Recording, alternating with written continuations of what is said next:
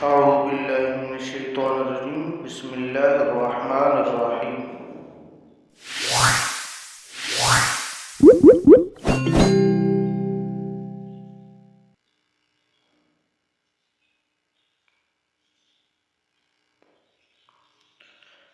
امام ابن جوزی رضی اللہ عنہ نے حضرت عمر رضی اللہ تعالیٰ عنہ سے روایت نقل کی ہے کہ جب کوئی شخص مسلمان ہو جاتا تو لوگ اس کے پیچھے پڑ جاتے اور اسے زد و کوب کرتے اور وہ بھی انہیں مارتا۔ اس لیے جب میں مسلمان ہوا تو اپنے ماموں عاصم بن ہاشم کے پاس گیا اور اسے خبر دی، وہ گھر کے اندر گھس گیا۔ پھر قریش کے ایک بڑے آدمی کے پاس گیا، شاید ابو جاہل کی طرف اشارہ ہے، اور اسے خبر دی کہ وہ بھی گھر کے اندر گھس گیا۔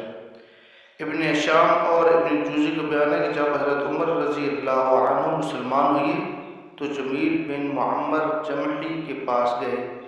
یہ شخص کسی بات کا ڈھول پیٹنے میں پورے قریش کے اندر سب سے زیادہ ممتاز تھا۔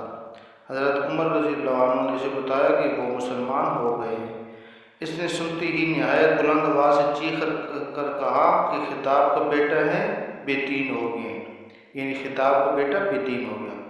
حضرت عمر رضی اللہ عنہ اس کے پیچھے ہی تھے، بولے یہ جھوٹ کہتا ہے، میں مسلمان ہو گیا ہوں۔ بہرحال لوگ حضرت عمر رضی اللہ عنہ پر ٹوٹ پڑے اور مار پیٹ شروع ہو گئی۔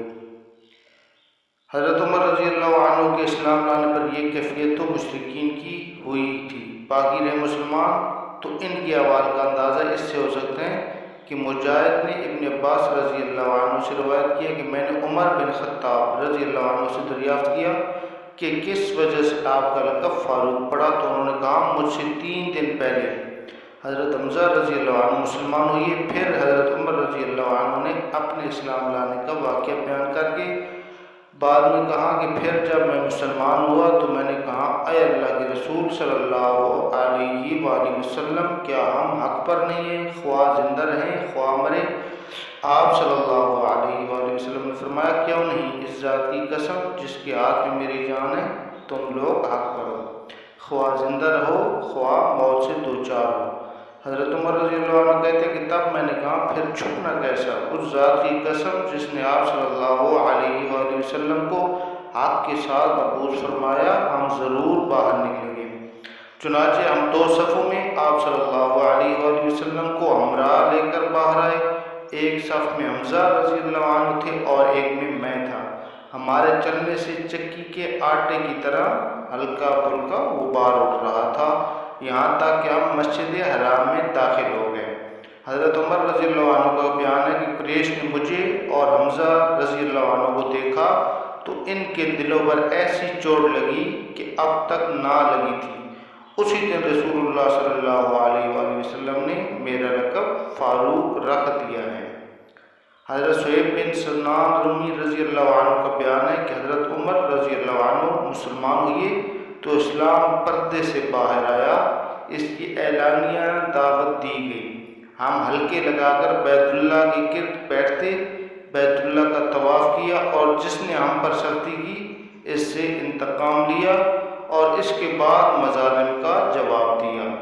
حضرت ابن مسعود رضی اللہ عنہ کا ارشاد ہے کہ ہم خانہ کعبہ کے پاس نماز پڑھنے پر قادر نہ تھے، یہاں تک کہ حضرت عمر نے اسلام قبول کیا۔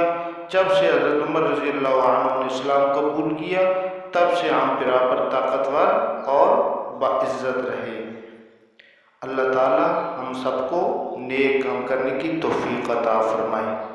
اگر ہماری یہ ویڈیو اچھی لگی تو پلیز لائک کر دینا اور ہمارے چینل کو سبسکرائب کر کے بیل کے آئیکن کو پریس کر دینا تاکہ اسی طرح کی ہر نئی آنے والی ویڈیو آپ تک پہنچی رہے۔ اللہ تعالیٰ سب کا حامی و ناصر ہو۔ السلام ورحمۃ اللہ۔